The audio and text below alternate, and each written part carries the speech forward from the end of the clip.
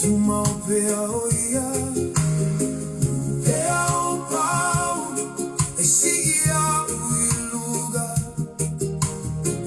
Pea o vai vai, e fa amalo si mai.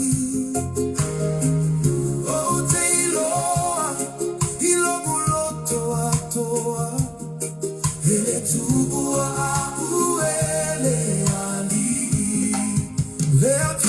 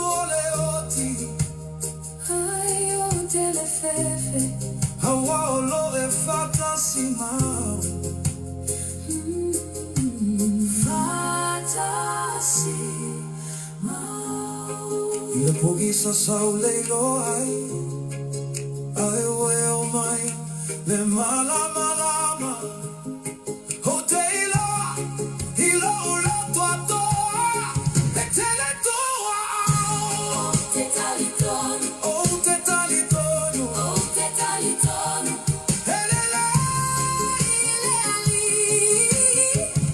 itai mi uma.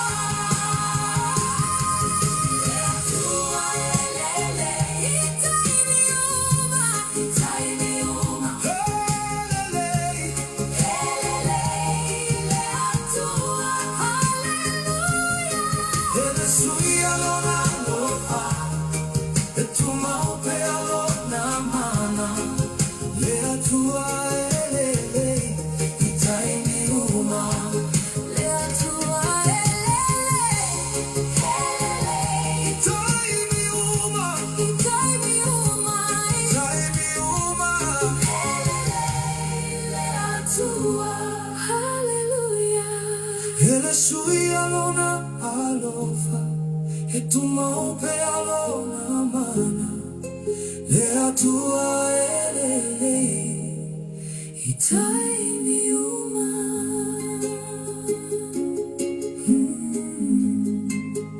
le atua ele itai mi uma. Praise the Lord, hallelujah, mi yale ya fa'atalo fa'atu ya mau falo fa'atu le nei vai ngole afiafi ya i le tino keriso ya mai sei foi ya mo mapa'anga masani ya le tato au nanga ya wa fo e tato por kalame fa'anga solo ya i le afiafi ma le afiafi ya ma le aso ato foi ya fa'afetai le alofa ma le anga le leo le atua fai fo na mai lo to soifua Ia o se o la vai fo o le au nei. Ia e whapena o na tātou to e mafuta ai. Ia so ai pea, ia le upo le atua. E whamalo si au, ia mati mai ai foi. Ia i le tātou savalingo lo ia nei, mati ai lo tā waa. Ia ma whamalo si ai pea i tā ua. Ia awa lava le fina ngalo le atua ma lo tā wala awina. Ia, malo ngā lulu ele ne yaso, malo fo le tā watai, malo le tapuai, malo le onosai, malo fo le nofo tatalo, ia o whianga iai, ia ainga ma whanau, ia le ngata i lea, ia o mātua foi, ia ma polokalame ma fuafuanga ta itasi, sa whianga iai le ne yaso, ia malo lava, sungai whawhianga inga mane la tau whalitua, ia malo ma whanau mo tau ainga, malo lava le nofu tsalo, malo le fai o le faiva, malo le fia i le li.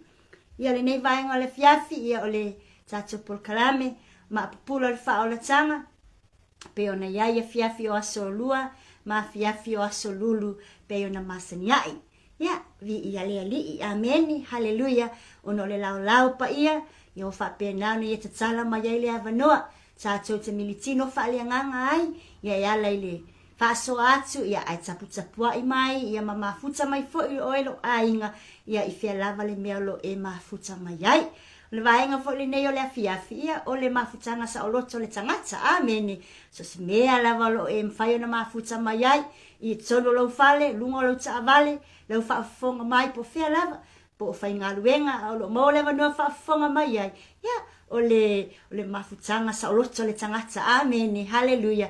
Ia wālava, ia le mati ina, ia o lowola, ia malau seifua whaale nganga. Ase o amata i tātou se tatalo, ono tātou whai mea whaasolo ai lea. Praise the Lord, hallelujah. Yoelo mātou atua, vi ia lava oile nei vaenga le afiafi, i o whapena o nao mātou to iai, i lo mamalu malau sili ese. Whapena foi o nao mātou fia alanga ina pea lo vi inga lo mātou tama, o nao le matau tia o loa lofa, whaasoa ina mo i mātou. Mātou tatalo ma vi ia oile nei afiafi. Whawhetai tele lava lo mātou atua le nei aso. Whawhetai le unsai, whawhetai le malosi. Whawhetai fo i lau upu sa whapena. O na alanga ina, matufa ina, ma whaasoa ina, ma launga ina, e au na, ma soo se tasi ua i ai le vala awina mai lau a fio. Whawhetai tele lava nganga pa ia i lau fesoa soani. Le atu ai whawhetai loa lo fatu noa, wa mawhai ai o na maua pele malosi, e whaawau ai ti ute, ia mawhaiva, mai se ai fo i fuafuanga sa iai le tangata i le ne yaso. E ao na mato whaafo i le whawhetai, ma le vi inga ia te oe.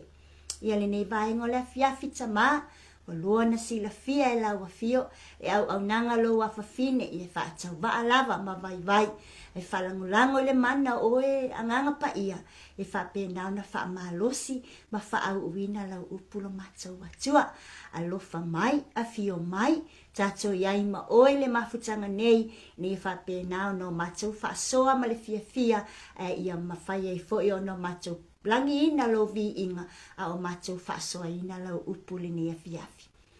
Ia e tausi mai o matau loto, ni e whapenau no matau whaalongo ai le poto, ia matau tala i fo i le poto le ni a fiafi, a ia teu mau i o matau loto lau upu o le a whapenau o na launga ina e loa nganga pa ia.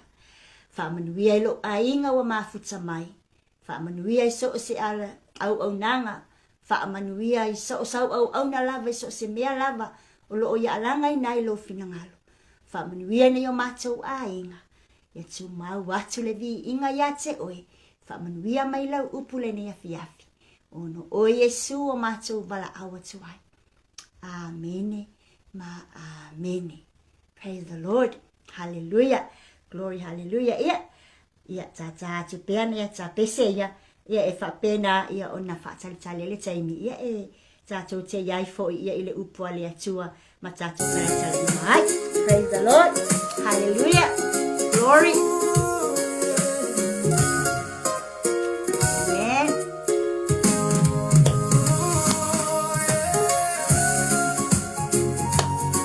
Praise glory, hallelujah.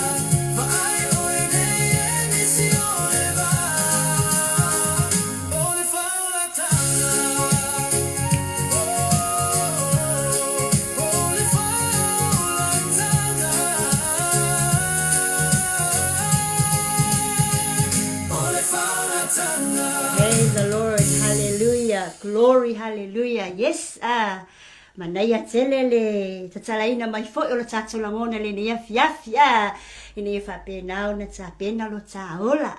Praise the Lord, hallelujah.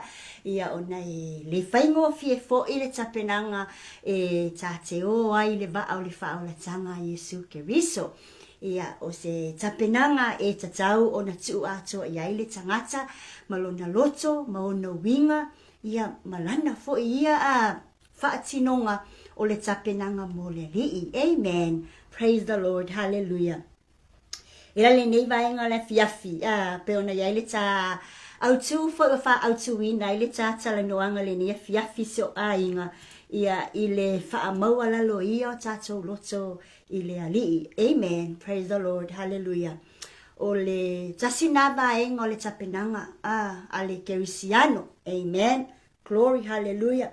Ole tapenanga tatau ono tato tapena ai male loto ia fa mawalalo ia mawalalo. Amen. Hallelujah.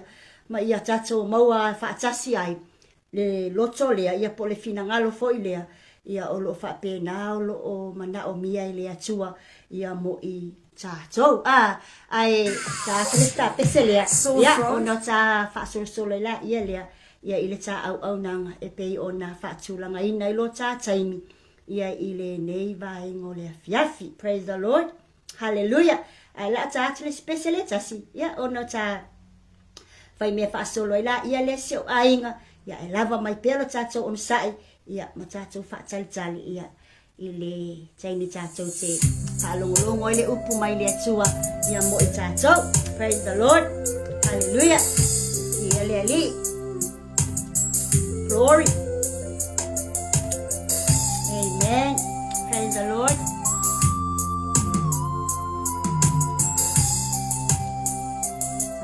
Talofa family. Glory. Hallelujah.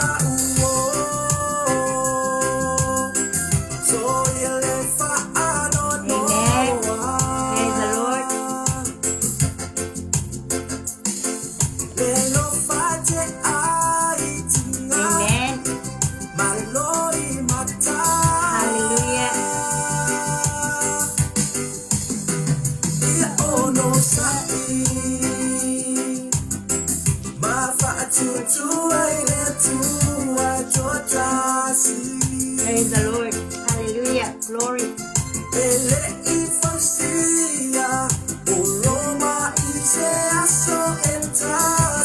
Hallelujah.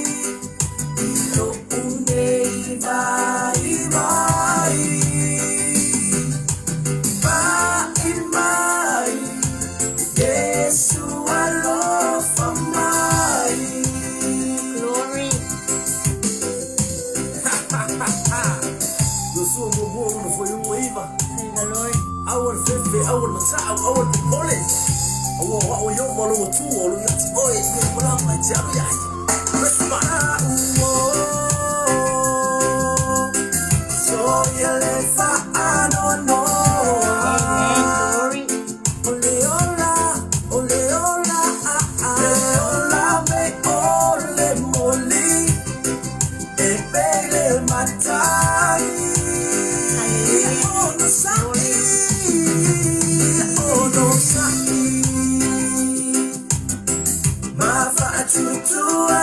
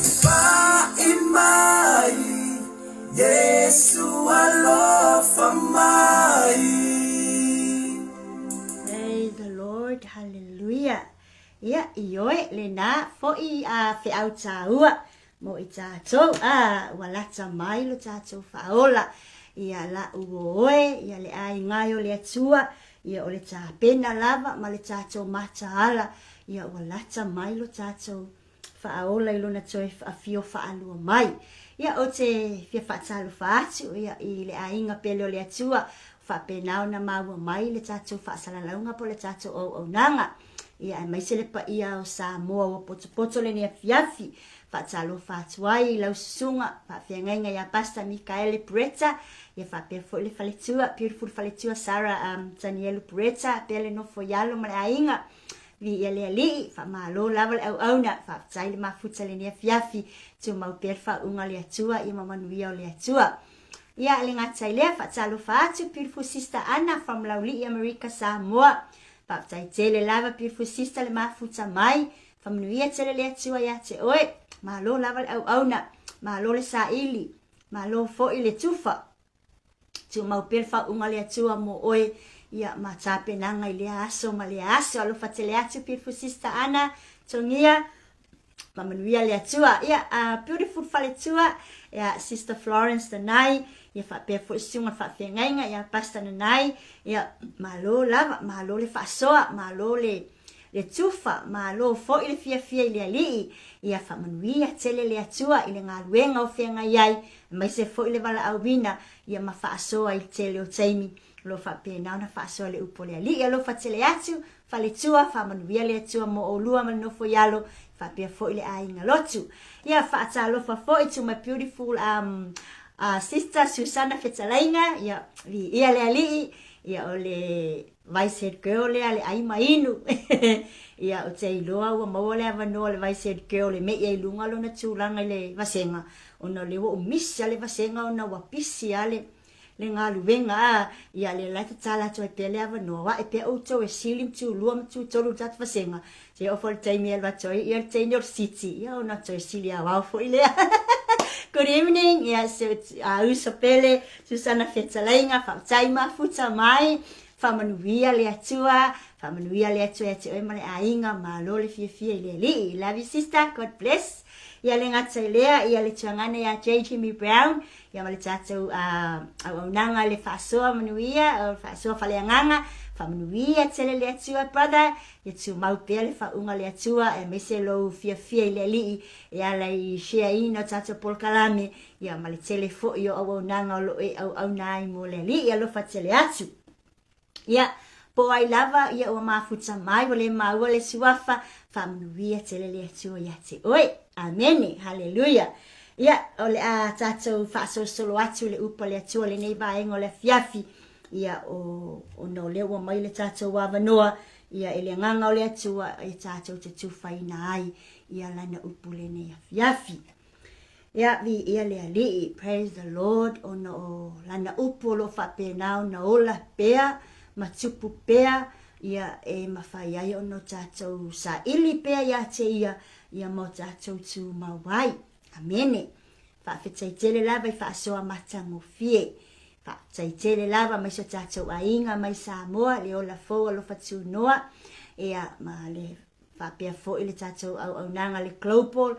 Ia mai se fō I le tātou au nanga mai se tātou tuangana ia J.G. Brown. Ia manisi fō I au nanga ese. Ia o lo tātou au na mo o tau au na ai.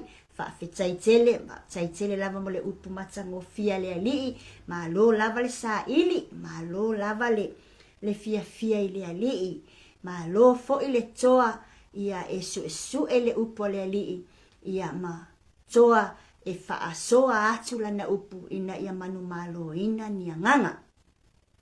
E nei vaenga o le fiafi ia o te fia tala noa, I se fe au fo I ua umai le nganga o le atua, e tala noa ina ai le loto mawalalo, ia po le faa mawalalo o le tangata. Praise the Lord. Hallelujah.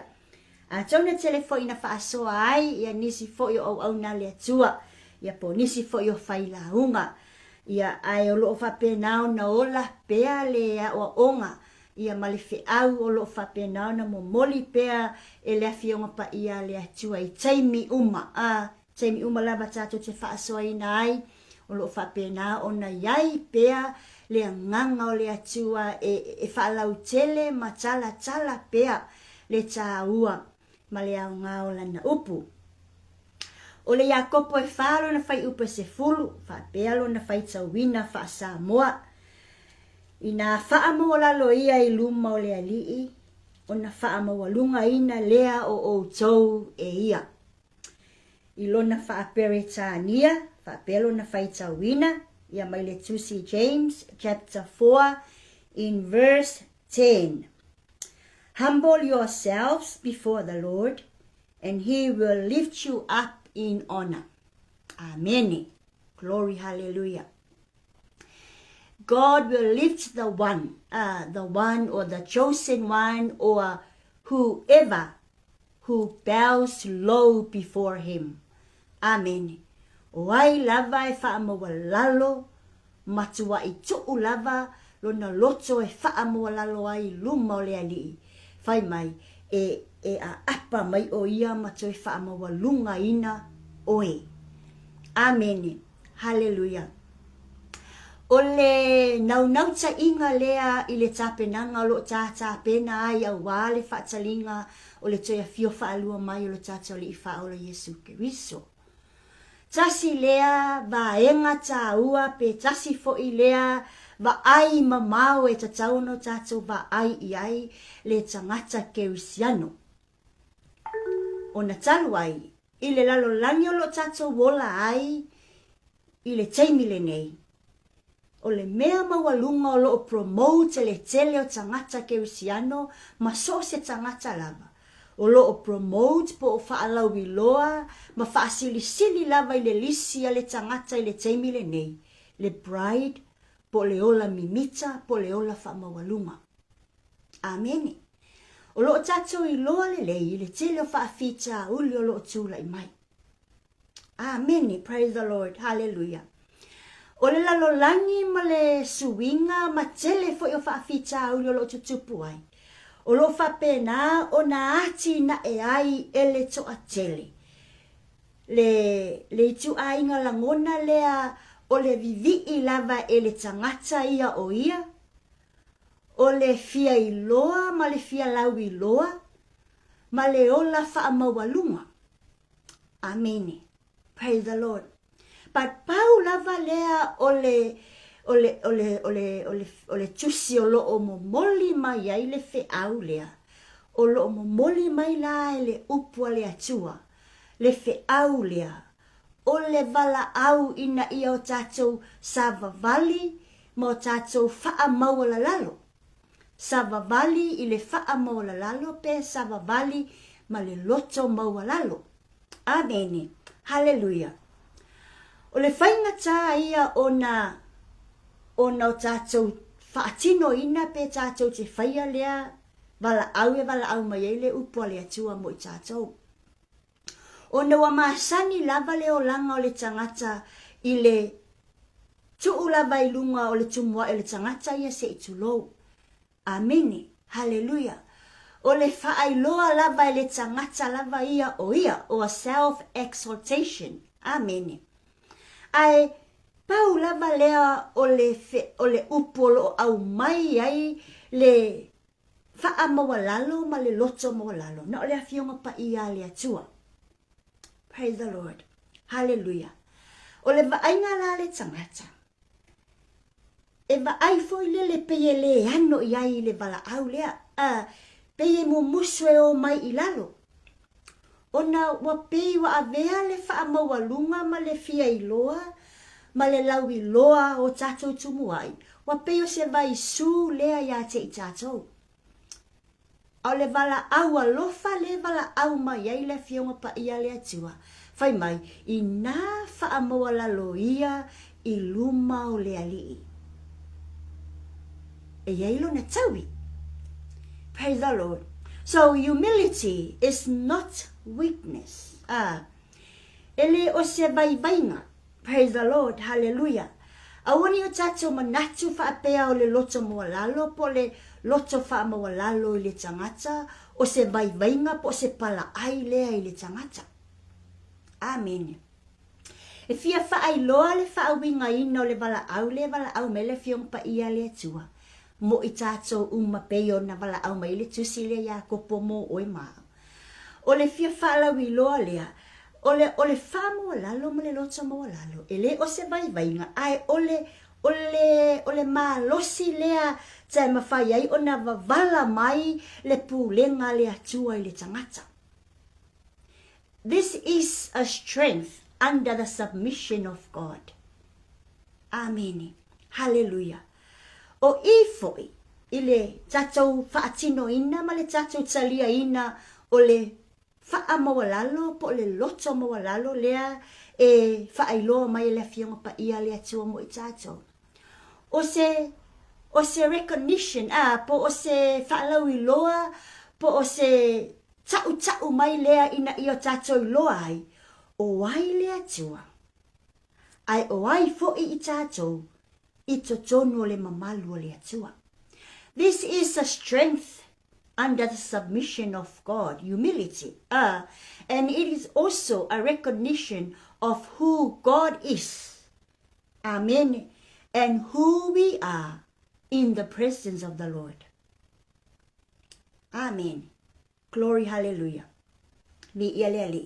So, ole si tala ina ma le whaalawi loa atili o loo momoli mai ina ia tā pena iai I tā ua kerisiano ma so se tasi lava o loo mamao ma le loto mawalalo pe so se tasi o ba ai le ano I le wha mawalalo ma le loto mawalalo.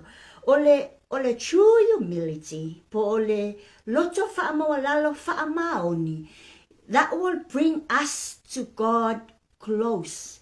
Or that will bring us closer to God. Amen. Hallelujah. Praise the Lord. A ole taimi fo ilea. Tātou te lata I ile alii. Amen. Ai o lo tau mawhai fo ile taimi lea. Le loto wha mawalunga po le pride. E unai ese I tātou mai le alii. A ole true humility lava ma le loto wha mawalalo wha maoni o lo manao mia. E te tau no tātou langona, ina I o tātou lata I le alii. E tau e o whaatasi lava la ia vaenga I e lua I le lalolangi le tātou te iai. O le tau mawhai mai, o le loto mawalalo lo tā pena ai le tātou tā penanga mo le alii. O le tau mawhai mai fo o le bride la, tau ma le loto wha mawalunga.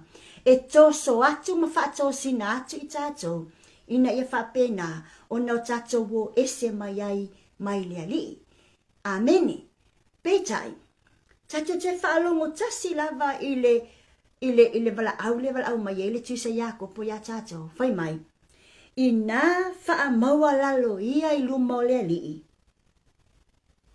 O na wha maua lunga ina lea o outou e ia. Amen. Glory, hallelujah. Ni ia lea lii. So, lea ua whaeloa mai ile tusi. Ma tala mai nisi vaenga o le tusi lea Yakopo. E matua I te e lea lii I le loto wha mawalunga. Amen. Awa a leo I tātou I lalo. Ma wha mawalalo. E le wha mawalunga ina I tātou. O lona winga. E le a mata mai I lunga lo tātou wha aia ina. O le wha aia ina e maua I lalo. O le tatou manu malo e a mata atu I lalo. Amen. Hallelujah. Whai mai, e te e ia o le atua I le wha mawalunga. Amen. Glory, hallelujah. Ai e whasafua mailo na lofa tu noa I le tangata e loto wha maulalo po le tangata wa wha mawalalo lo na loto. Luna winga atala no le loto mo lalo. Deep down, tato wo I lalo. Ia matua I o tato wifo to ele I lalo. Wa o inai ta pena mai ai, le alofa tu no le atua e manu malo wa ilo tato tangata. E manu malo le tata penanga. E manu malo le ta ministry. E manu malo le ta ekalesia. E manu malo ilo ta ainga. pe a matua i o tātou wō, e matua i tuu o tātou tangata i lalo i le mea e tatau no tātou a mata mai ai. Praise the Lord. Hallelujah. O i foi, o lo wawala mai ai, o le loto maua lalo, o le faa maua lalo le tangata. O le afa pena o na tatala ai. Tatala mai ai le whaitotoa. E tātou te vaai mo tātou wō atu ai, mo tātou ulu atu ai. I le mamalu o le atua, o lana taita inga, maana wha manuianga. Praise the Lord. Hallelujah. If we humble ourselves in front of God, He will lift us up through His presence, His guardians, and all of His blessings. Amen. Glory. So, ole ale ai la se loto mo lalo ma se fa mo lalo ile tangata. Manino foi. Ole ale tupu le ola fa ale nganga I totonu ya te tato. Without the humility o lo fa pena ona fa manatu mai e tatau ona o tato faya. Without humility, our spiritual growth is impossible. Ele tupu pele ola lo tato ola fa le nganga. Pe a failea ele aise loto mo lalo po se fa mo lalo le tangata. Amen. Hallelujah. But with humility, ai a tato wo ilalo, fai mai, e wha maolunga ina I tato, God will work in His mighty works in our lives. O le a matua I ngā lue, le a lii e whaaya ina I tato, ilona pa ia, malona lofa, sili ese, malona lofa tunua. Amen. Glory, hallelujah. O le tāpenanga o le loto mawalalo, ma le wha mawalalo I lumo le ali. E tatau I le tangata, o na tapena lana vaai, ina ia whaapena o na amata maina, ia sao lau vaai I le atua, o le winga tala whaamalama tili o lea vaenga. O lo wiloa lea, o le halau vaai le atua, the right view of God in your family. Humility begins with the right view of God within us. I totono le tangata. I tatou me fai ma tatou sose ngaluenga lo tatou faya, le tatou tautala, le tatou savali, whatever we do. Ia tatou, ia sao le lei lo whaawinga ina o le atua I totono ia te oe ma lauva ai. Praise the Lord. Hallelujah. E tatau, ona o tatou loa, o le atua, e pa ia mai mawalunga. Amen. We need to know, in our view of God, this is so right, when we know that the God that we serve is high and holy. E mawalunga lo tatou atua e sili ese. Ma e mamalu mapa ia lo tatou atua o lo tatou au na iai. A fai tatou te sao le viu inga lo tatou atua. Amen. Hallelujah. O lo na winga, humility starts from there when we recognize the greatness of our God. E pa ia le atua, e mamalu, e sili ese. O ia o le atua fai vavenga, o ia o le atua o manuia, o ia o le atua fa malolonga, o ia o le atua o mea lele uma. So, a tato viu ina le atua, io tato mafaufaunga ma tato ngaluenga, ma la tato vaai le tua inga vaai le nga, longa winga. We will start humble ourselves when we view God in His greatness. Amen. Say to yourself that your God is holy. Say to you that your God is high up there. Amen. Praise the Lord. So, Ao tatou loa la le greatness lea o le atua malonga holiness lea. If we recognize this greatness and holiness of God, that is where our heart starts to humble. Awai le sili atu lava I tatou I le ali. Ao tatou loa la le matautia o le ali I malona sili esi. O inalo a makalonga kifa mailalo I ka ua. Tifa mailalo o ta loto ka mangaku fa mawalunga I lava le lalo langi mal ka ngongofo le ka ki ngongofo ai. Once e te iloa ma right ai ma sa o le lei low view winga o le atua. Ma sa o lo ta view winga o le atua. O ia o le atua pa ia o ia o le atua mamalu. Then makalo I ngā o ngā wha kifa ma le loto I lalo le tangata. Amen. Praise the Lord. When we see the power in Jesus, when we see the majesty in our God, amen, hallelujah, when we see perfection in God, au tato ba ai loa I le sili ese ma e tofo I le lei ma le goodness o le atua. O ina loa e tatau ai loa o na tupu lea le whaamaua lalo le loto le tangata. Awai le silia e lava I tātou ma mea lo tātou maua I le tamali I anga ma le pa I anga lo tātou atua. Amen. Praise the Lord. Hallelujah. Vi ia lea lii. Fai maile I Isaia e 5 fito lo na fai upe 5. Fa pelo na fai tawina. Awao lo fa apeo na fetalai mai o le ua mawalunga ma ua sili. O le afio e fa avavau. E pa ia lo na suafa. O te nofo le mea mawalunga ma le pa ia. Ma te no nofo fo I ma le ua momomo ma ua mawalalo lo na loto. E wha mawhana whanaina loto o e ua loto momomo. Amen. Hallelujah. Bi ia lea li. O I manino ma iei ma wha manino ia te I tātou. Le whetalainga lewa whetalai mai iei lea tua e ala le tusi lea Isaia. Whai mai, o le ua mawalunga ma ua sili. O le a fio e whaavavau. E pa ia lo na suafa. Whai mai, o te nofo le mea mawalunga ma le pa ia. Ma te no nofo fo I ma le ua momomo ma ua mawalalo lo na loto. E wha ma whana ina loto o e ua loto momomo.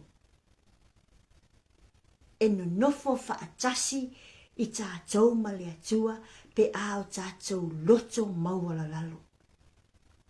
Amen.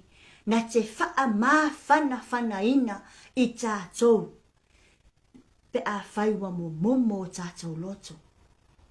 Hallelujah. Vi ia lea li. Leisi va enga tā ua. E tatau o na tupua ia te tātou le wha maua lalo I luma o lea li. I o tātou I loa o ia o loo maua o mamai ai mea umalo tātou manana o ai. O ia o le ti ma le tatala o mea malava o loo tātou sapi e le neila lolangi.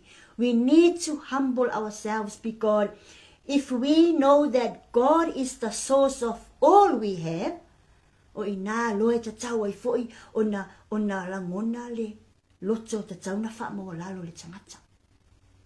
O mea umalava I tātou te maua, o mea au mai e le atua mo I tātou. O whaafi tāu li foi, o mea na tapena le atua e lui ai I tātou, ina ia lata atu I tātou I ate ia. So we need to know, humble ourselves because God is the only source of everything that we have every day. Amen. Praise the Lord. Vi ia lea li. Mea umalava o tātou maua o mea e te pene le atua mo I tātou. Our abilities. E o fo I lo tātou tō mai. Amene. O wha manu ianga. O awa noa tatala. Mea umalava lo tātou sapi ai mo tātou fia ai. O mea umai e le atua. All the abilities that we have. All the opportunities that we have. All the blessings that we have are all come from God. So He is the source of everything that we have. E le silia tulata tau le source. Ele sili atula tātou I le. O lo o pū lea. Ma yaila na pule a wao ya te I tātou. A whai o ia le sapalai ma yai mea umaia. Lona wingo tātou e lalo ifo. O le va ai ngā le atua. O lona winga o tātou. O mea umalawa ya tātou. We are all under God's authority. So tasile na mafua anga tatau e tatau wai. Ona wha maua lalo ia I tātou I lumole alii. Because He is the source for everything that we have. Amen.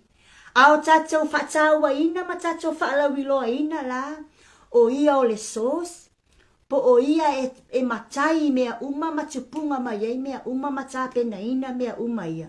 O I foi la e mawhai ei loa le tangata o nga remove e celebrate le ia te ia. Amen. Hallelujah. O a uma mea o ta wha mawalulunga ai, ma o ta manatu I whaiana o ta ua lava ma le lalolangi. Amen. Te leo teimi e whapena lava leo langa lo tātou iai. E maua loa mea I o tātou lima, ma tele mea tātou te maua a, ia tupe o mea ai, so se mea a, tele le to mai, o a uma mea o tātou maua. O le pride le na ia te I tātou, e ngalo I le atua. Ai a whai e te iloa o mea uma lava na tapena le atua, le a tātou te sapi ai. O na mawhai ai lole ina, o na wha maua lalo le loto, ai a, I remove e celebrate lea. So, ma nei a ia ole whaalawi loa I o tātou tangata. Recognize that God is the source of all we have, so that we can remove the bride from us. Amen. But produce the gratitude. Ia tupu le loto whawhetai. Amen. Well, once ave ese le loto wha mawalunga, ma ave ese le manatu mawalunga o le tangata lava ia, I mea lena te maua ma whapea lava le tangata ia, o ia wa sili au au I mea uma. Once we remove those, then ma whai loa o ngā maua le avangoe produce ma iai le gratitude within ourselves. O I ngā o le a tupu a le loto whawhetai le tangata. Pe a ave ese le mimita lea ma le loto wha amawalunga. Ma wha pea lava le tangata ia na o ia lava e maua mea. Na o ia lava ua mawhai o na ia maua lea mea ma lea mea. Ameni. Whemele mua moko e nito mata upu whawhai upu e fitu. Awa, oai ea na te wha ese ina oi. Se a fo ise mea wa ia te oi e le I fo a ina atu. Ai a whaina fo a ina atu ia te oi. Se ale meo e mita ai. Pei sea I ele I fo a I natu lava. Amen. Hallelujah. Oni whasi se ina I tātou I luxuries ma o loa le lalolangi lea kakokeva ai tino I ai. Because o mea na, o mea umana tapena le atua e ala mai I whaamanuyanga na tātou te mawai mea o tātou lima. So awalani I whasi se ina I tā ua. Awa lewa manino, praise the Lord, na foa ina mai a te I tātou. Whai mai, ai se ala tātou te mita ai. Pei e fōlinga mai ele I fōa I mai ele atua mea ia mo I tātou. Amen. E leise mea la tātou mi mita vale ai, because all the things that we have and own in this world, e lo ngako mea se tulo. O mea na tapena ele atua. Amen. Praise the Lord. Hallelujah. Leisi vai ngā tā ua ta tau na tātou whaamaua lalo ai o tātou loto I lumo lea lii ina ia whaamaua lunga ina I tātou e lea lii. Praise the Lord. Hallelujah. I o tātou lua, it's only God that deserves the glory. Ia. I o tātou mauti noa, ma ia whaamauti noa tili pea I le loto le tangata. E le aisevi ingo le tangata. Tātou te le o ngā lulu e whaini o tātou vi inga. The only one that deserves the glory is God. Praise the Lord. Ia makua I mangingo le leile va inga le nā ia te I tātou. O ame le lei tātou te whaia. O ani mea sa o tātou te whaia. O ani mea matango o fia tātou te whaia. do not think that the glory will come straight to us. Ia wha mua ia te i tātou. Po o ame lei ma mea matango fie, ma mea sao e whai e tā ua. E alu lava le vi inga i le atua. Tasi la le nava e nga tā ua, ua wha manuia ina i lava lo loto e ta tau o na tupu ina ia wha maua lalo i lo loto. O lo mafau lo loto lea, wa na o le atua e maua le vi inga, ba wa na o le atua e ta tau ia te ia le vi inga. Praise the Lord. So, wha maua lalo le loto, ma i o tatou loa, o le tangata mo lalo le loto, o le tangata le nā e puna mai ai le vi ingo le atua mai a te ia. A humble heart gives God all the glory of what we have done. Ale lei lau whanau, a whaeaina seu whanau, lau a inga, lau e kalesia, lau ministry, o a lau ngā luenga a whaeaina ai oe. Do not say that you would be glorified, or I am going to receive the exaltation. A whaeaina ma whamanuiaina tātou whanau, i tātou ngā luenga le lei o loo whai, ma le lato wata mamai ma mea umalava. Manatua, the glory goes back to God, not us. A o ina ia te i tātou, o le mea tupu ia te i tātou, o le loto whawhetai le atua. Loto vivi i le atua. So e le mawhai la o na alu le vi inga i le atua, pe a maua lunga le loto le tangata alu atu ia te ia le vi inga. Amene. Tasi le nā au wala e mawhai ai o na wha maua lalo, ma matua i wha maua lalo lava i lumo le ali i o tātou tangata. O le a, o le ta pena o mea uma ina ia vi ia ai le atua. Amene. Tele yo mele le whai le tangata i le lalolangi. Tele yo mea mana nei a tātou te whaia. Le ofo i o tātou wala awina ma tātou au nanga. We serve God daily. Tele foi mele le tātou te ofo ina mo le atua. Mana tua. Tātou te ofo mo le atua. Ma ave lo na vi inga. Amene. Awao mea na foa i mai a te tātou e whaatino ai na tātou ngā luenga. O mea nana mafua ai o na maua le aso. Ana le ai le alofa le atua, mala na whaasafua mai a te tātou. Tātou te le maua tai au. Manei. So, o mea malawa o tātou maua nei, ma mea na tātou maua mai le tua nai, ma mea o le a tātou whaasolo tua le luma nai. It's all God's blessings. So, give back the glory because God deserves all the glory. I mea uma tātou te whaia moia. Amen. Praise the Lord. Hallelujah.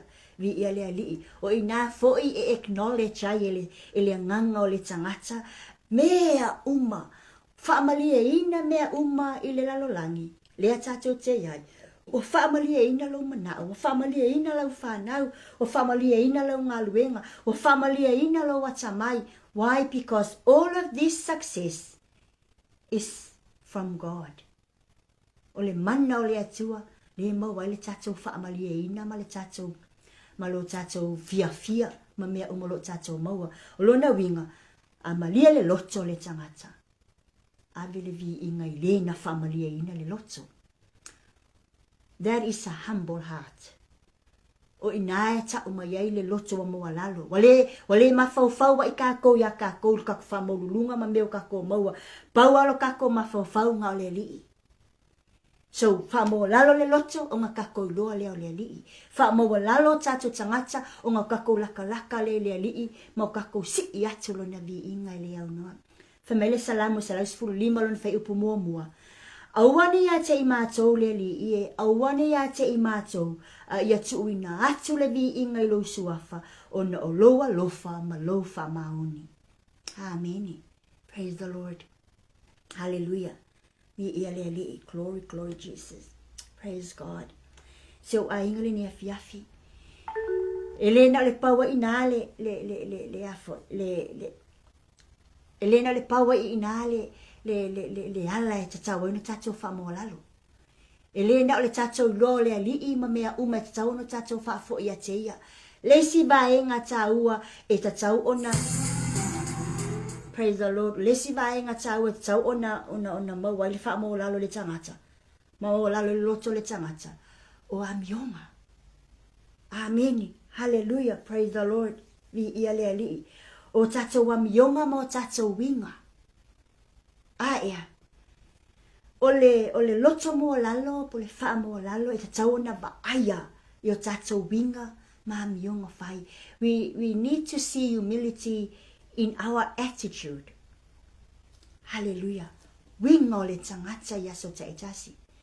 Winga ma mionga le tangata yaso ta itasi. Hallelujah. O ani winga e iloa ai, e mawhai ono tātou whaia le wha mo lalo, ma le loto mo lalo. For my, let our heart be teachable. So a humble heart is teachable. O mionga I loa ai le loto mo lalo, ma le wha mo lalo, matua I mo lalo, e tupu le tangata. We are willing to learn from people. We are willing to listen. We are willing to accept whatever the world say to us. Awa, lesi tu ainga bride, e musu e whaalongo le tala lesi tangata. Lesi tu ainga whaamawalunga le nā. O le musu lava ya o ai pe whaatonu e lesi tangata. Whaata inga. A whaapea leka ke lo o au leka ke pule whawhenga luenga. Moka yo musu lava e sau se kala mai sesi e whaukua inga ile ka inga le ngaluenga. I will never accept that. So, o inga e ka o mai ai, e le o whaamoa lalo le loto. E sele whai mai file mui al Maapupula. Ai ngake le kalia se whaukua ngai avaku. O le lei o le Maapupula. O le alofa ia wha maanga vama ko I siaso le kai. Ai leke kayonga kalia se whautuanga e vatu iai. Why? Because o le pride le ngā le to tonu. So once se iai le whamaua lunga I to tonu I tātou. E leke kayo kako fia kalia inga se upu e whautua ina I tātou. Pe whaatonu ina I tātou e lisi tangata. Especially pe whaatonu I tātou se tangata la I titi. Pe whautua ina I tātou e se tangata la I titi atu ia te I tātou. Amen. O le nea fiafi. Te fia whailoa ia te I tātou. I o tātou loa. O le loto mo walalo lea tā ua ia kopo le nea fiafi mo oe mau. Whai mai, ia I loa I susulu atu ia tā mionga. Lea mionga lea mawinga ia etalia. Ma ia tuu se taimi se tala noa mai ai lista ngata ma whautua mai ai. Tuu se taimi se I whai mai ai se tala lista ngata. Aua ka ke whao ma loi le taimi. Aua ta te whamana o ngā ka ua lava. Aua ka ko ke ika pe a whai mai e sesi se mea ka ke se ai. Amen. Hallelujah. So, o le humble heart meaning is teachable, o lona winga, o le loto moa lalo, ma le loto wha moa lalo, le mana o yei lea tua, o le loto lea po o winga I o le tangata, na te whaalongo matalia, pe whaalongo fo I matu watu se avanoa, I so o se tasi e whaasoa mai ai, se mea lo fi whaasoa mai ai. Amen. Hallelujah. Praise the Lord. A whai o le a o ina, lo tatou loto, pe tātou te fia whaalongo I se tangata po o sesi ai tala noa mai ma whaasoa mai pe mawhai e tātou na tatala lea wanoa e tautala mai e les tangata I lo tātou vānu no fuai. Lona winga, ole kakou ngofo ma le kakou loto le teimi le nā, o tātou whaatanga le atua e shapinga I tātou, ma whaatanga le atua e ola ina. E ola ina lo tātou loto ina ia mawalalo. God will help to shape our hearts and God will help to grow our hearts whenever we allow correction from other people. Aua ni o tātou tu mau I le loto whaamawalunga leo le musu e awa I mai I tātou le tangata. Aua fo I tātou te tu mau wa le manato le whapea, lawa o loa le mere la. Mo pasi mai ai. And then nga ele avele o se avangoa se i whaasoa mai le tangata la. Kusa lava pe wa e loma. But give them the chance. Amen. Whoever is trying to correct us, just humble our heart. Wa ngai fa mai lisa wa o ngai ate ua. We need to learn that o le avangoa le o le atua le au mai. Ina ia tupu ai pea matatala ma whaalau tele le loto ma walalo i tatono i tātou. O lou le tali atu i ai, o loo whaailoa i le atua, o loo file mulo loto ma walalo. Pe sao pe se, but humble your heart. And be teachable whenever people is trying to say to us. Whenever people is trying to correct us, just humble our hearts and listen. Amen. Praise the Lord. Fata o te iwa lo na whai upo iwa. Ne a mai le mau matango fiele na whai mai. A o atu le ua poto e a tili poto ai o ia. A o atu le ua mi o tonu. E tupu ai pea lo na poto. Amen. O le loto mawalalo. E poto. E tupu pea lo na poto. E a mi o tonu. E tupu pea lo na mi o tonu. Pe a ia talia le a o atu o le tangata. A watato te itang o fie. E mo i lava o telefoi ia tala inga se o lo whape na o na fete e na i malo tato talito numa. Just humble ourselves. Au mane fule au mai ina i tato loa ai. Lea lava a tu mau lava lo tato fatu atu e lea li. There are so many hypocrites. Pe to telefo ye o lo lato to mafai e faitala inga se fa se ina le fina ngalo o le atu o lo tai loa mo ta mala mai ai. Don't be angry. O le tali atu ai, but just listen to them. Allow them to talk. Allow them to teach something. Inga kako loi foi le tangata ye le la tangata. So that way e awa o ina i tā ua le ali ina ia tu mau pelo tā ua poto. Ia tu mau pelo tā ua wha maoni le ali. Whatever they say to us, a kai loa le sao, don't use it. Awa ka wha o ngā inga. Wha o ngā pea, wha maoni pea tā ua le tā ua tali tonunga le iai lo tā ua atua. Amen. Hallelujah. Praise the Lord. Fatalo fatu tu angane pele Pastor Paulo Antonio Hunt. Fape beautiful faletua itangia. Love you both. God bless. Lona winga. Ia hao loto mua lalo. Hao atu. O lutalia le o atu so se tasi lava. E tau mai ai o mako i wha mua lalo alo loto. Amen. Hallelujah. O le lava le ti ngā o le tale avatu. Aua lava ke kali ai. Amen. Teach yourself to humble. Teach yourself e wha mo lalo luma o le alii. Leanga whai mea e wha mo luma i nai oe. Amen. Praise the Lord. Lesi ba inga taua o le a mio loto mo lalo. Whai mai o le loto mo lalo ma le wha mo lalo ia i loa le a mio. Ia i loa le a mio le na ia e talia. O le a lava o ne e tali atu iai. O le tali atu iai ia e tupu ai le ita. Au lava ni e tali atu iai. Fa a tupu ia te ita tau le vaenga le na. Le anga kasi le ngā bride le a te ita tau le tele o taimi. Kasi le ngā wha mawalunga o lo fase se ina ita tau. O kako muse pa use upu. Amen. O kako musu lava e kalia se saua se e wha kongu mai ka ua. Remove that. Ve ese makako. Wa kakole ave ese. O wha kasi ala le ngā mea ma whamika ke o le ali e au na ma serve le ali. Ma ave wha kasi lava ma le bride le ngā. That is nonsense. Kale ai se winga. Le se winga ka ke o le atua. If we keep on carrying that pride within us, ka ke mumuse wha sao ka ua, ka ke mumuse wha longo se kangaka ai kaukala mai ata ua, pe ka ke mumuse wha longo se kangaka ila ikikia pia ka ua, o sau wha atonu mai a, pe wha atonu atu oi. Amen. Hallelujah. Praise the Lord. O lesi winga ma mio e loa ai le tangata, e wha maua lalo i le alii, pe wha maua lalo na loto. O le tangata lea e le aluma vivi ia. That person that does not exalt himself. Whape ka ke halua ka ika ia mavivi ika ika. That is another type of pride I le tangata. Fai mea ona o vi inga o oe.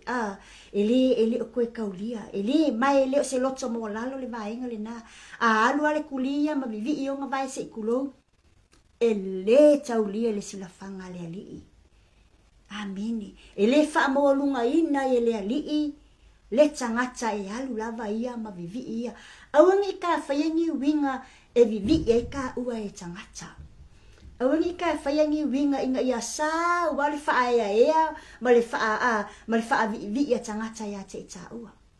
Whaingi winga e ave aile vi inga o le atua. Ele ngaka nga ave ka ua ai ave tangata o ka whaia iai mea lelei. Do good to other people. Love other people. So that those people, amen, praise the Lord, we'll give thanks to the Lord. Amen. Praise the Lord. Hallelujah. Glory, glory, glory Jesus. Amen. Praise the Lord. Sorry. Amen. Hallelujah. Tasile na va e ngata ua ia whape na ona wha maulalo o tatou loto. Do not seek attention. Angi ka koe e ka mawhaianga o ka koe wha longo mai tangata. Angi ka koe mawhaiangi me wha alialia inga o ka koe. Don't seek attention from people. Amen. Hallelujah. O angi ka koe wha lawi loa ka koe ea. E lo se loto mo lalo le na vaenga. O lo wala e wha lawi loa oe. That is pride. Wha mawalunga fo le mea le na. Amen. E te leo ngā lue whaalawi loa le atua, ngā ki ngā lue whaalawi loa oi, peo ke ngā lue whaalawi loa. That is not humility. O le loto moa lalo le whai mai, o lo kako woe seek, pesa ili, mea e vi I ai le atua. Kako woe whai, ngā luenga e vi I ai le atua. Not us. Amen. Hallelujah. Whamele Filipi e lua alona whai upu e tolu. Awani whaia se mea e tasi ma le fina u vale. Male mita fua. A ia ta e tasi o tau ma manatu, ma le loto maulalo, ua sili nisi ya te ia. Praise God. Hallelujah. Awangi o kako whaia ngi mea ma le mimika vale, ma le fina ngau, ma le fina u vale. That is pride. Ne mea lo fia wha tāua o lo alanga ine le whingalo le ali I mo tāua le nea fiafi. O le wha mawalalo, loto mawalalo I luma o le ali. O na ia wha mawalunga ina ai lea o I tāua. Praise God. Hallelujah. Vi ia le ali. Lesi vaenga tāua I o tāwinga e wha atangia atu ai pe tā lai atu ai le wha mawalalo ina o tātangata. Whai mai, ia wha moe le atua. Ia tali tonu o tā loto le atua. The humble heart trusts the Lord. Amen. O le loto mo lalo. O winga e whaali. O winga tali tonu le alii. O ngai o inga na te whaia. O ngai o inga tali tonu ma whaatua tua le alii. Amen. Hallelujah. Praise God. O le winga. Ia o umalava mea wha moe le alii. Tatou wha lango le alii so se mea. Amen. Aua lava ne I o tatou wha lango lo tatou watamai. Ai o tatou wha lango le alii o ina e atangia ai winga o le tangata loto moa lalo. O ana mea e whai, o na winga whaali, o ana ngā luenga wha moe umai le alii. E tali tonu lava ia le alii I taimi uma. Praise God. Hallelujah. O ina fo e submit ai au fuafuanga e whai I le finangalo le alii. Whaalongo le finangalo le alii. Ia ta pena umau mea uma.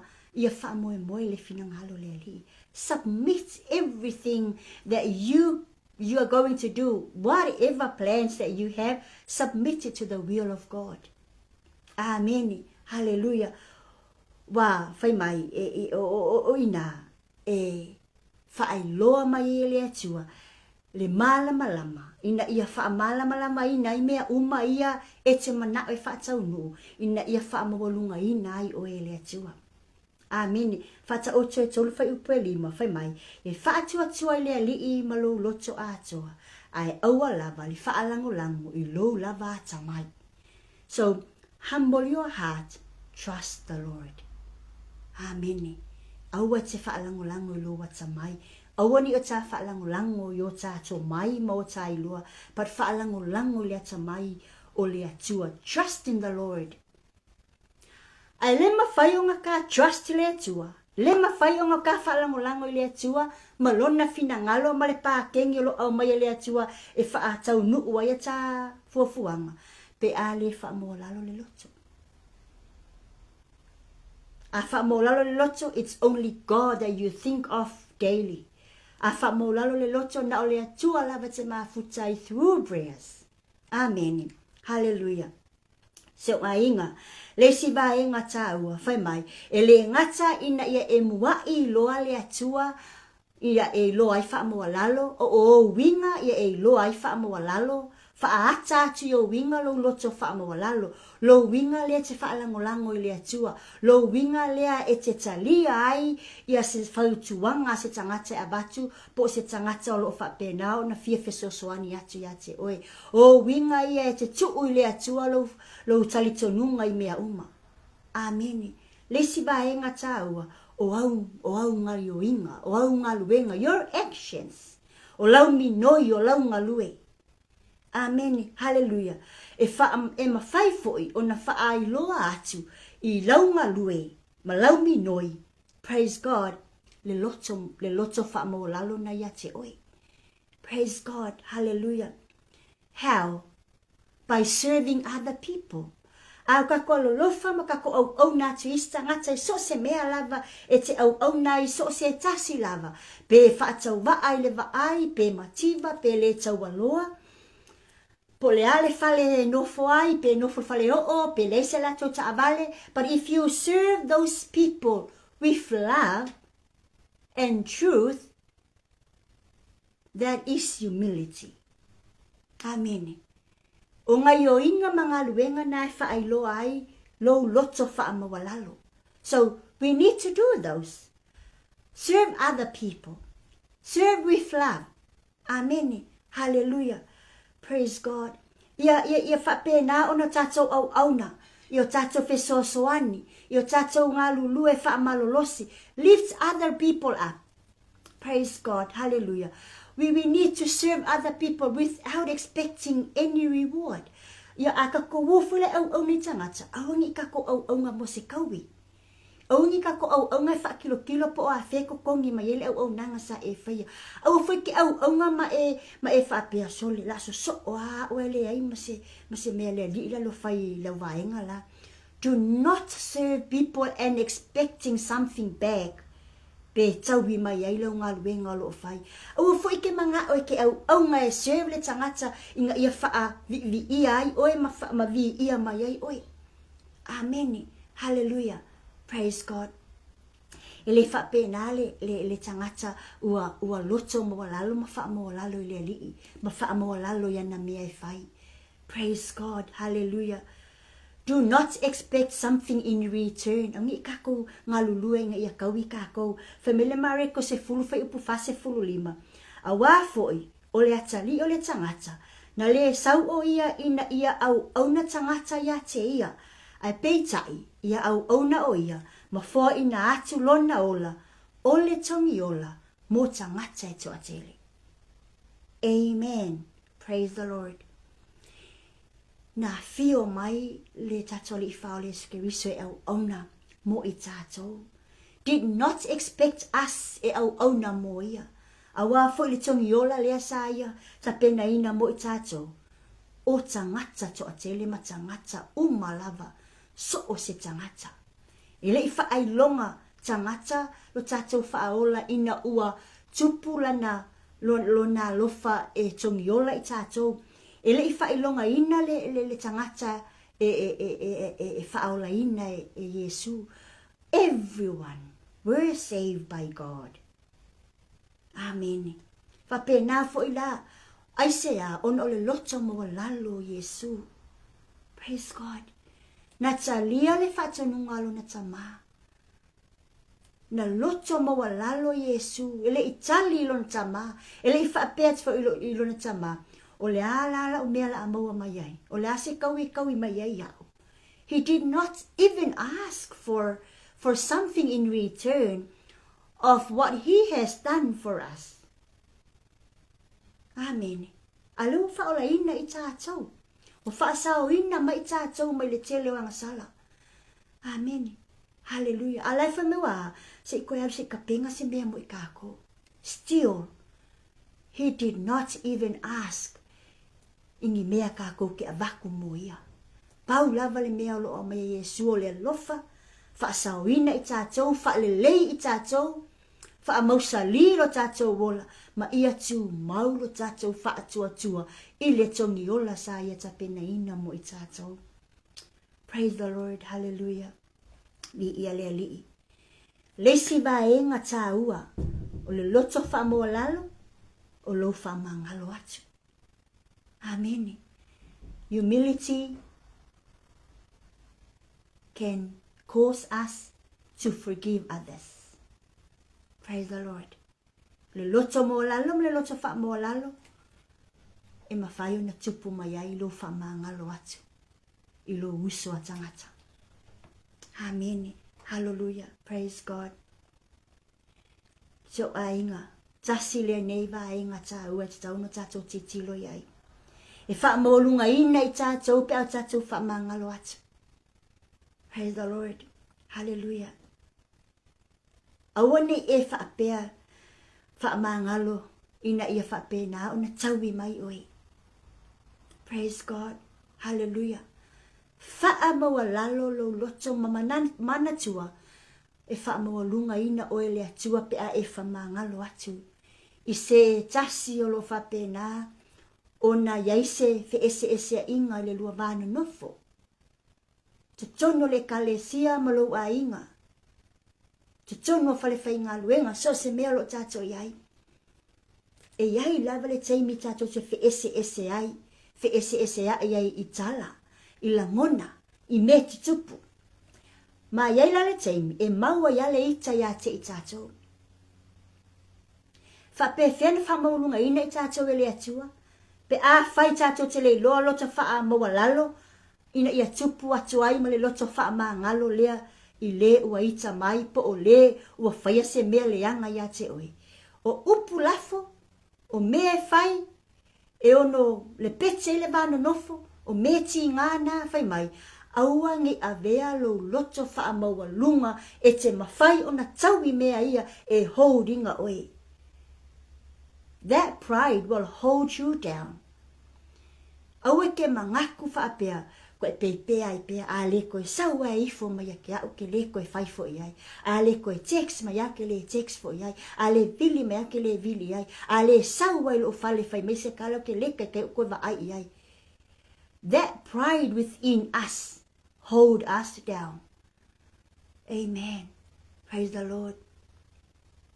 Whai mai, o le loto o matua I wha mo lalo. E puna ai le loto wha mangalo. E whai mai a kopo. A wha maua lalo ia I tātou I le alii. O na a apa mai le o ia ma wha maua lunga ina I tātou. Amen. Hallelujah. Kolose tolu lan whai upesfulu tolu wha pea le mau o lo matango fie wha pea na o na wha mautu mai mo I tā ua le loto wha mangalo atu. Ia fe faa pale ai, ma ia fe faa mangalo ai o tau. Pe a whai ua anga le anga ina se tasi. Faa pei o na faa mangalo mai le li ia te o tau. Ia faa pea fo I o tau. Amen. This is what God wants us.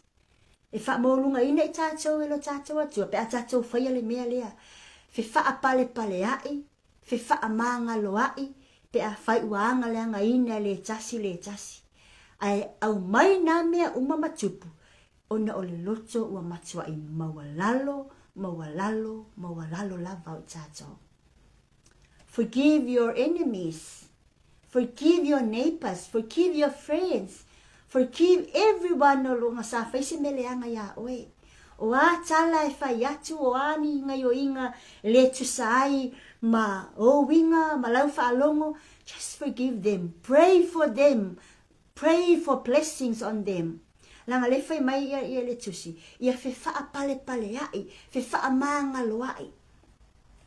Pe fia lava tau sanga, pe fia lava masina, pe wahau tau sanga le va, o oe malesi tangata, ele ito e talanoa, ele ito e yai lava se feutanga inga ilo lua va. Why not do it now? Na mele failo le teimile neile loto wha mangalo. O nao ina, he wha iloa mai ai, le loto wha mawalalo. Ai a tatau le wha mawalalo. Le whaaya ina I tātou. So now is the time to start humbling our hearts so that we can forgive other people. Praise the Lord. Hallelujah. Vi ia lea lei. Le si vaenga taua. Whaamua mua isi tangata. Put others first. Tasi na ngayo inga ilo ai le lota mo lalo ya te tātou ma le lota wha mo lalo. Ole put other people first. Aua lavangi e whape wa umea uma. Give the chance to other people to do something. Give the chance to other people to speak. Give the chance to other people to do some work. Aua lavangi e manga o lava ke whau malo I mea uma. Ameni. Well, o le lota mo lalo e lenga kupu le mele ngā. Ai lema whainga kako a vea le chance I le si kangaka. O ngā o le ale mele ya kako, o le loko whamawalunga. So remove that. Ave ese le bride. Ai whaatupu le a, le humility I le loto. Humble the heart. Whaatupu le loto mo lalo. Inga ima whai o ngā kako a vaku le avangoa I le si kangaka. Ameni. Hallelujah, praise God. E o na langona, o ana mea uma I kako ave I le whaamua. Pay attention. I kako whaalongolongo, ma I kako kalia foi se mea lo whapenga o ngā whamakala pe kaukala mai ake kako. Whamari Filipi e lua whai upu wha. Awane ita itasi ma vava ai ana lava mea. A ia ta itasi ma vava ai mea isi. Amen. Hallelujah. Praise God. Lo a inga le ne afi. E whaamanuia ina le tangata e whaamawalalo. Maloto mawalalo. There are blessings. Amen. Upon us. If we humble ourselves. Amen. There are blessings of humility. E whaia matapena le atua mo I tātou. He will give the grace to the humble. E au mai e ia le alofa tu noa I le tangata wa loto wha mawalalo, ma loto mawalalo. Amen. Hallelujah. The grace of God will flows when we walk in humility. Praise the Lord. Hallelujah. He will strengthen us. Nga ke wha malosia fo I kako. Nga ke fesosoangi, nga ke wha manguia. Amen. Hallelujah. Mo mole pe teru mata upulima fai upulima. Fa peron fai tawina. Ia fa pea o tau o e talavou. Ia usi ta ito e ina. Ma ia o tau. Ma ia o ofu o tau malava le loto mo lalo le tasi. Awa, e te e atu le atua ye fa maululunga. Ai fua ina mai le lofa tu noa. Ye fa maulalalo. Praise the Lord. Hallelujah. Ese le manino, e te I le whaamawalunga, ai whaamanuia, I le alofa tūnoa, I le ua whaamawalalo. I oe, e whaamanuia ina oe le atua, I le loto whaamawalalo, e sa atulo na alofa tūnoa, e ma losi ai oe, e manuia ai oe, ma fesosoani a te oe. Hallelujah. He will lift us up. If we humble ourselves. E si itia I tā ua. E whaamolunga ina I tā ua le atua. Pe au tai loa loto mawalalo. Praise God. Hallelujah. Whemaile luka su whawha upa se fulutasi. Awa so se fa mawalunga e ia te ia. E fa maulalo ina lea a o le fa mawalalo e ia te ia. E fa mawalunga ina lea. Praise God. Hallelujah. Yes. God will lift up us. In His timing, He will exalt us. E vi'i ma fa'a vi'i lo ta tua ya ta ua ile taimi. E sila fiai ua o ta maua le alu ilalo po le loto fa'a maua lalo. Ai a fa'a maua lunga lava le tangata ia ya te ia. Fai mai. E le ai lava se mea e maua. Amene. E fa'a maua lalo ina. Pe a fa'a maua lunga lava le tangata ia te ia. Ai a fa'a pea i fa'a maua lalo lava le tangata ia te ia. O na fa'a maua lunga ina lea o ia e lea tua. Praise God. Hallelujah. Vaenga muli muli o le tafa asole ni afiafi. God will dwells with the humble. E nofo mau pe nofo tu mau lea tua i le tangata o loto fa'a maua lalo. He will be near. E lata mai. E lata ma fa'a lata mai o ia. Ie o lo o maua le loto maua lalo. Ma le anganga maua lalo. Fai mai le isa ia 5:15 ma le fai upes 15. Awa o lo o fa'a peo na fetalai mai o le atua. Wa mawalunga masilisili o le fio e whavavau. E pa ia lo na suafa. O te nofo le mea mawalunga ma le pa ia. Ma te nofo fo i malewa momomo. Pa ua mawalalo lo na loto. Ma fa'a mawhana ina loto. O ua loto momomo. Praise the Lord. Hallelujah. Vi ia lea li.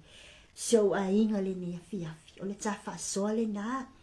Ia teu fatu o tatou loto. Peo na fai mai a kopo. I nā wha maua lalo ia I lumo le lii. O na wha maua lunga ina lea o tou e ia. O le loto maua lalo ma le wha maua lalo I lumo le lii. E lata mai e lea lii ma nofo mau to tonu ia te I tātou. Hallelujah. O le wha maua lunga e vā ma mau ai I tātou ma lo tātou atua. Hallelujah. Praise God. E vi ia e le atua le tangata. E loto mo lalo, ma faa mo lalo, ia te ia. Whamanuia te lele atua ia te oele a inga le ni afiafi, I lana upu whaafetaya nganga pa ia. Tu ma watu le mamalu o ile atua, ia ma le whaafetai o no lana upu, wa ia au maia mo I tātou. So whaiwina I tātou se tatalo, ia o no tātou whaamawaya I lea. Whaafetai tele lava lo mātou tamale ni afiafi, whaamai aina lau upu sao mātou whaasoa mātou whaina, ia fo I pele vi inga ia te oio no lau upu whaafetai, ia mātou mole loto mua lalo, I whapenana lata mai lau a fio ia te I mātou, li ngata fo I lea tama, ia mātou mole loto mua lalo, ina ia whaamolunga ina I mātou, ia mātou au auna, ia mātou whaatino, Io mato winga, io mato wa mio a ile loto mo lalo, io mato loa ai oe malo mamalu, malo matango fie. Whamanuia a inga, ma futa le ni afiafi, au nango soso o mai, ia io whamanuianga le atua, I lau upu. Whamanuia iau au no le aso o mai le au nanga le ni afiafi. Tu mau pele vi inga ia te oe, ne ye whaavavau lava. Amen. Praise the Lord. Hallelujah. Yeah. So inga ia le nale ta fa so ta tu ta pese muli le ia ma ta fa ma mai ai loa ia fa manuia le atua ia ile au nanga ia le aso so o mai ia mai I Hawaii so ta to inga I Hawaii. Praise the Lord.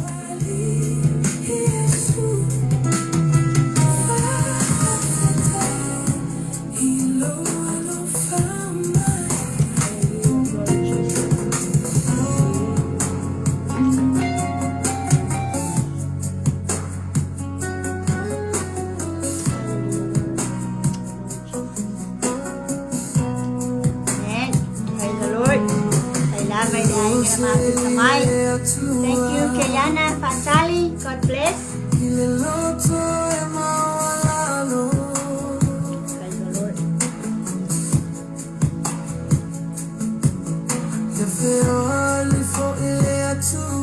Thank you, Pastor Mike. Praise the Lord.